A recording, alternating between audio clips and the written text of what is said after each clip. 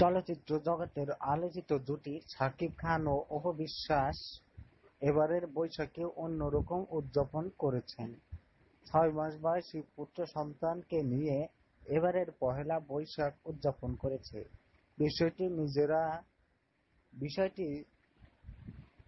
বিষয়টি তারা নিজেরাও স্বীকার করেছেন। শাকিব খান বলেন, এবারের বৈশাখটা অন্যরকম কেটেছে। সন্তানের সঙ্গে বাংলা নববর্ষ পালন করছি, যে এরই মধ্যে মহাতারকা হয়ে গেছে। অপু বিশ্বাস বলেন, সত্যিই অন্যরকম। গত বছরের অনুভূতি ছিল একরকম, কারণ তখন আমি মা হব, কাজকর্ম কমিয়ে দিয়েছি। সন্তানের কি হবে, কোন হাসপাতালে হলে ভালো হয়, এসব নিয়ে চিন্তাভাবনা ছিল। এখন তো আমি মা, অনেক বেশি হালকা লাগছে। রাজধানীর একটি ৫ তারকা হোটেলে পহেলা বৈশাখের শেষ বিকেলে এই জুটি ঘণ্টাখানেকেরও বেশি সময় একান্তে কাটান। তাদের সঙ্গে ছিল শিশু সন্তান আব্রাহাম খান জয়।